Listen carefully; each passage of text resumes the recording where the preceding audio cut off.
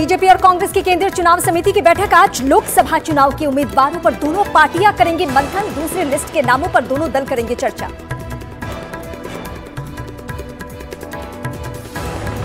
बंगाल की सभी 42 सीटों के लिए टीएमसी उम्मीदवारों के ऐलान से इंडी गठबंधन को बड़ा झटका।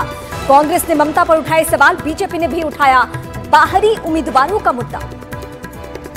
हम चाहते हैं कि टीएमसी के साथ सीट शेयरिंग हो, बातचीत हो, सम्मानजनक फॉर्मूला ढूंढा जाए, बीच का रास्ता ढूंढा जाए। एक तरफा कोई घोषणा नहीं होना चाहिए। बंगाली मुसलमान में क्या वोट जीतने की, लड़ने की ताकत नहीं है क्या? तो आप गुजराती मुसलमान को ला रहे हैं यहाँ पे। 13 या 14 मार्च को हो सकता है बिहार में मंत्रिमंडल का विस्तार। दिल्ली में आज बीजेपी कोर कमेटी की बैठक में दोनों डेप्यूटी सीएम होंगे शामिल। आज विदेश दौरे से लौट रहे हैं मुख्यमंत्री नीतीश कुमार। पीएम मोदी आज देश भर की 1 लाख करोड़ की परियोजनाओं की करेंगे शुरुआत। गुरुग्राम में द्वारका एक्सप्रेसवे के 19 किलोमीटर लंबे अज्ञाना सेक्शन का भी करेंगे उद्घाटन।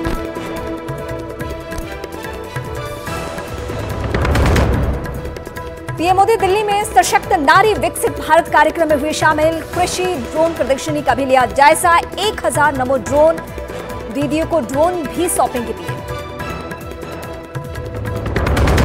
2024 के ऑस्कर पुरस्कारों का हुआ ऐलान। ओपेनहाइमर को मिले बेस्ट फिल्म समेत 7 अवार्ड। 4 पुरस्कारों के साथ पुअर थिंग्स का भी बजा डंका। महाकोश कच्ची घानी सरसों तेल और रिफाइंड सोयाबीन ऑयल चुनो सही।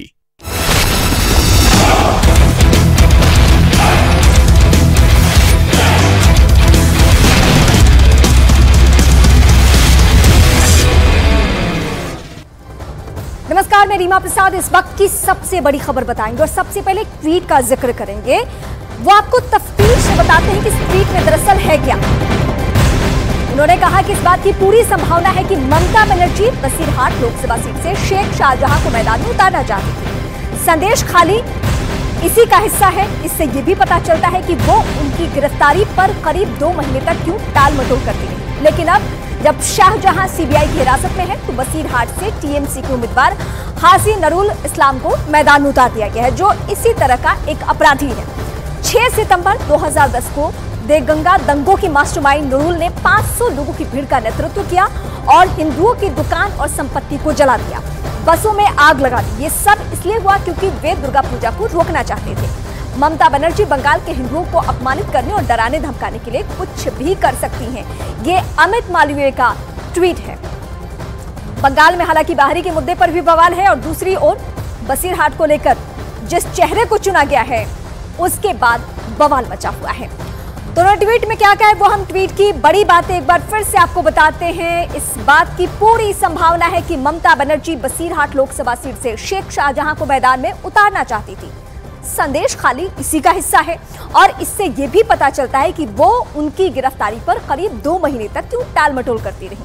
लेकिन अब जब शाहजहां सीबीआई की हिरासत में है तो बसीरहाट से टीएमसी के उम्मीदवार हाजी नूरुल इस्लाम को मैदान में उतारा गया, जो उसी तरह का एक अपराधी है। 6 सितंबर 2010 को देगंगा दंगों के मास्टरमाइंड नूरुल ने 500 लोगों की भीड़ का नेतृत्व किया और हिंदुओं की दुकान और संपत्ति को जला दिया, बसों में आग लगा दी। ये सब इसलिए क्योंकि वे दुर्गा पूजा को रोकना चाहते थे। ममता बनर्जी बंगाल के हिंदुओं को अपमानित करने और डराने धमकाने के लिए कुछ भी करेंगी।